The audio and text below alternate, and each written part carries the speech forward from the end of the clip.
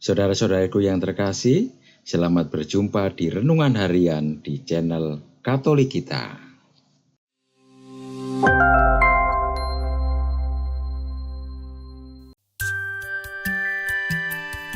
Hari ini, Rabu, 22 Mei 2024, Pekan Biasa ke-7. Bacaan pertama. Bacaan diambil dari surat Rasul Yakobus, bab 4, ayat 13 sampai dengan 17. Saudara-saudara terkasih, ada di antara kalian yang berkata, "Hari ini atau esok kami berangkat ke kota Anu, dan di sana kami akan tinggal setahun, berdagang serta mendapat untung." Padahal kalian tidak tahu apa yang akan terjadi esok. Apakah arti hidupmu? Hidupmu itu seperti uap yang sebentar saja kelihatan lalu lenyap. Seharusnya kalian berkata, "Jika Tuhan menghendakinya, kami akan hidup dan berbuat ini dan itu." Tetapi sekarang kalian memegahkan diri dalam congkakmu, dan semua kemegahan yang demikian adalah salah. Jadi, jika orang tahu bagaimana ia harus berbuat baik tetapi tidak melakukannya, ia berdosa. Demikianlah sabda Tuhan. Syukur kepada Allah. Bacaan Injil. Bacaan diambil dari Injil suci menurut Markus, bab 9, ayat 38 sampai dengan 40.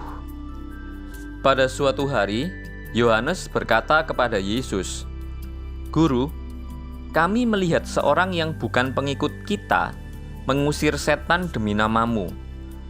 Lalu kami cegah orang itu, karena ia bukan pengikut kita."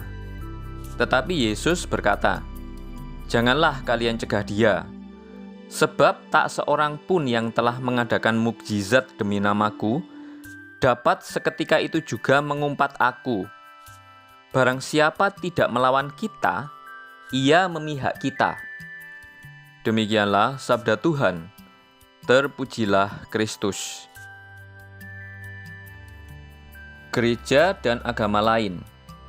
Pihak Yesus memiliki cakupan yang luas karena satu-satunya kelompok yang berlawanan dengan Yesus adalah pihak iblis. Orang cenderung membayangkan bahwa orang-orang yang tidak mengikuti Kristus adalah orang-orang yang tidak satu tujuan dengannya, dan orang yang tidak melakukan ajaran kebenaran yang persis sama tidak melakukan apa yang baik. Namun Tuhan mengenal orang-orangnya dengan baik, sekalipun mereka terpencar kemana-mana.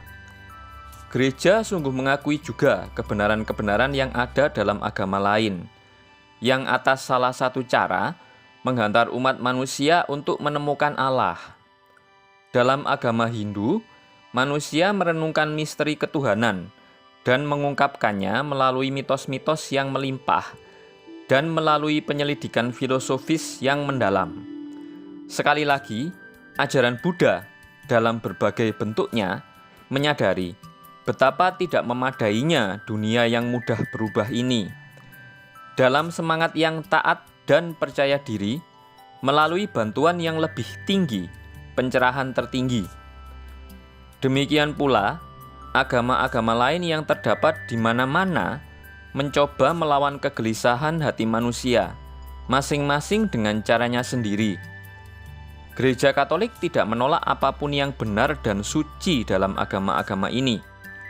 Dengan rasa hormat yang tulus, ia menghormati cara-cara bertingkah laku dan hidup, dan ajaran-ajaran yang meskipun berbeda dalam banyak aspek dari yang dipegang dan dikemukakannya, namun seringkali mencerminkan sinar kebenaran yang mencerahkan semua orang. Diambil dari Nostra Aetate nomor 2. Menghormati orang lain. Dalam hidup sehari-hari, sering kita jumpai orang-orang atau bahkan diri kita sendiri yang punya obsesi berlebihan pada suatu barang, tokoh, atau aliran tertentu. Perasaan ini membentuk karakter seseorang menjadi pribadi yang egois, individual, dan intoleran. Dalam hidup rohani, kita mengenal ada kelompok tertentu yang sangat fanatik dengan ajaran imannya.